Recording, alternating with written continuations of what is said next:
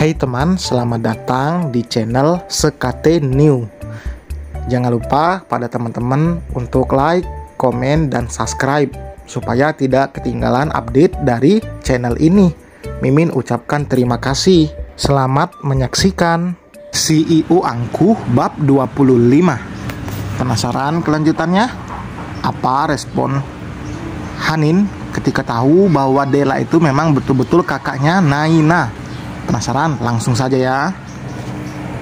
Hanin menunggu kakaknya yang sedang memakai baju.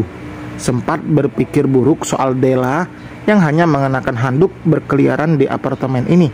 Padahal Bian pun tidak ada di sana. Lelaki itu menemui Oma Rati yang saat ini sedang berada di rumah sakit karena kondisi kesehatannya menurun. Bian sudah di apartemen tadi, tapi hanya sebentar karena pergi lagi. Sedangkan Dela terpaksa mandi karena bajunya yang kena tumpahan air kopi. Salahnya sendiri karena banyak melamun. Untung saja Hanin datang, jadi ia meminjam baju adiknya itu. Kakak sendirian di sini?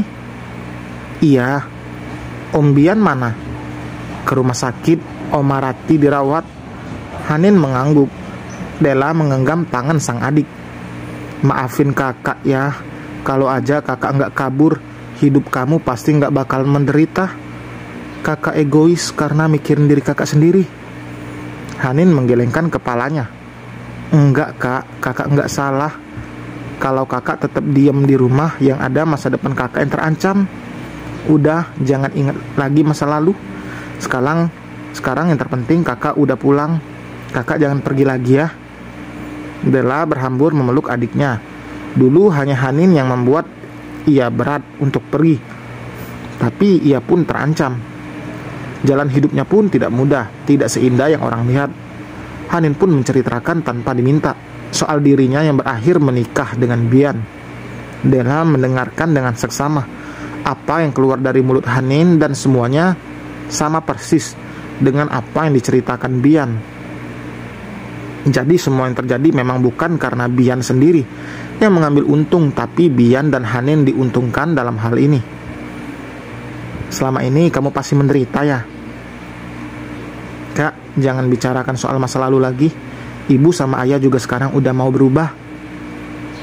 Kakak akan tebus semua kesalahan kakak. Kakak mau kamu fokus sekolah dan kuliah. Kamu nggak boleh nolak.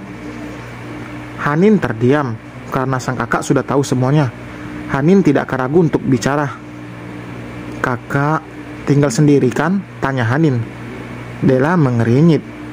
Iya, emang kenapa? Aku boleh nggak tinggal sama kakak? Kenapa? Kamu nggak suka tinggal di sini? Tempat kakak kecil loh. Aku nggak mau kak. Om Bian tuh nyebelin banget. Aku mau tinggal sama kakak aja.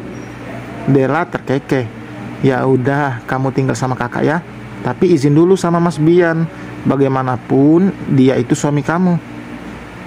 Satu hal yang baru Hanin sadari saat ini, Dela adalah wanita yang dicintai Bian. Wanita yang jelas ada di hati lelaki itu. Sekarang tidak ada alasan lagi bagi Hanin untuk tetap di sini. Soal Bian dan keluarganya, biar saja lelaki itu yang mengurus. Hanin ingin tenang dan jauh dari Bian. Dadanya terasa sesak karena fakta yang mengatakan jika Bian mencintai Dela, kakaknya Hanin. Dela tidak mengubah identitasnya, hanya nama panggilannya saja. Naina Almadela, nama aslinya. Ia hanya menjadikan nama belakang sebagai nama panggilannya. Sampai Bian saja tidak tahu nama asli Dela. Kakak sama Om Bian mau nikah ya? Dela tertawa. Kamu tahu dari mana? Nebak aja. Om Bian tuh kalau lagi cerita soal kakak matanya kelihatan berbinar-binar. Pasti Om Bian cinta banget sama kakak. Dela tersenyum miris. Dari sorot mata Hanin, Dela tahu ada luka yang mencoba disembunyikan oleh adiknya itu. Hanin juga memiliki rasa pada Bian tapi enggan untuk mengakuinya. Mas Bian tetap bakalan jadi suami kamu. Kamu udah ada rasa sama dia. Sekarang tinggal kamu berusaha buat dia jatuh cinta sama kamu. Jangan jadikan pernikahan ini mainan, Hanin. Awalnya mungkin emang pura-pura, tapi kalau benar-benar ada rasa, buat apa pura-pura lagi? Hanin tertegun. Kakak, Kamu suka kan sama Mas Bian? Kamu tuh paling gak bisa bohong sama kakak. Tenang aja, kakak bakalan bantu biar hubungan kalian terus jalan. Hanin tak kuasa menahan desakan cairan bening yang sudah menggenang di pelupuk mata. Setelah berpisah bertahun-tahun, nyatanya tidak membuat kasih sayang mereka luntur. Della ingin menebus semua kesalahannya di masa lalu, karena dengan teganya meninggalkan Hanin dan membuat Hanin hampir terjerumus. Baginya kebahagiaan Hanin yang paling utama. Selama ini hidupnya memang sudah hancur, jadi lebih baik ia kembali berkorban untuk Hanin. Ia tidak mau masa muda Hanin dipenuhi luka dan air mata seperti yang dialaminya. Ia akan mengorbankan cintanya demi kebahagiaan Hanin. Cintanya pada Bian tidak sepenting kebahagiaan Hanin. Della juga sangat yakin jika cepat atau lambat Bian pasti akan jatuh cinta pada Hanin. Memang belum ada keputusan yang jelas setelah tadi Della ngobrol panjang lebar dengan Bian. Namun saat bertemu Hanin, Della sangat yakin untuk mengambil keputusan untuk mundur. Ia tidak akan egois dan mementingkan kebahagiaannya sendiri. Emang kakak nggak suka sama Om Bian? Hanin malah balik melayangkan pertanyaan. Mas Bian itu bukan tipe kakak. Kakak sukanya yang lebih tua, bisik Della meski hatinya terasa teriris. Seriusan kak? Iya, Mas Bian juga nggak benar-benar suka sama kakak kok. Dia itu cuma kesepian dan butuh temen. Kakak sebagai sekretaris dia jelas selalu ada karena digaji. Nah, berhubung kamu itu istrinya, kamu harus selalu ada buat dia. Kamu jangan pura-pura benci. Kalau tiap deket aja pasti dak-dikdukan. Wajah Hanin langsung merona. Jadi kamu nggak usah lagi pengen tinggal sama kakak. Di sini aja ya. Tapi kak, udah di sini aja. Kamu udah makan belum? Udah sih, tapi lapar lagi. Ya udah, sekarang mandi terus kita makan di luar. Terserah mau kemana kakak ikut aja. Beneran kak? Tanya Hanin dengan mata berbinar. Della mengangguk.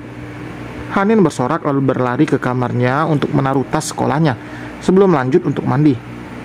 Semoga apa yang kakak korbankan buat kamu gak sia-sia, gumam Della lalu mengusap sudut matanya yang basah. Ia bertekad untuk membuat Hanin bahagia tanpa peduli dengan dirinya sendiri. Wanita itu menarik napas dalam-dalam. Jangan sampai memperlihatkan luka dan kesedihan di hadapan Hanin. Hanin belum terlalu dewasa untuk bisa menebak perasaan orang lain. Pintu apartemen terbuka. Sudah pasti sang pemilik yang datang. Dengan wajah lesu, Bian menjatuhkan tubuh di samping Della dan berniat untuk bersandar di pundak wanita itu. Namun sebelum itu terjadi, Della lebih dulu berdiri. Aku ambilin minum ya. Sabar. Lo harus tahan diri. Udah berapa kali lo nyentuh Della? Sabar dikit nunggu halal, gumamnya lalu mengubah posisi menjadi berbaring. Sayang, kamu ngapain kok lama banget sih? Suara Bian bukan hanya didengar oleh Della yang berada di dapur, tapi Hanin yang baru saja keluar pun mendengarkannya. Kak, itu Om Bian? Tanya Hanin. Iya, lagi ngelindur kali, jawab Della asal, padahal jelas-jelas Bian memanggilnya. Ini akan rumit, tapi mau tidak mau Della harus menjalani dan bersikap tegas. Dan selesai teman, terima kasih telah mendengarkan. Akhirnya si kakak nih yang mengalah. Apakah akan semudah itu? Apakah akan lancar? Ataukah Bian masih tetap mengejar Della, kakaknya Hanin? Atau bisa jadi cinta itu berbalik pindah ke Hanin? Atau malah Hanin yang tidak tahan? Penasaran kelanjutannya? Terima kasih ya telah menunggu. Jangan lupa like, komen, dan subscribe. Sampai berjumpa di bab berikutnya. Bye.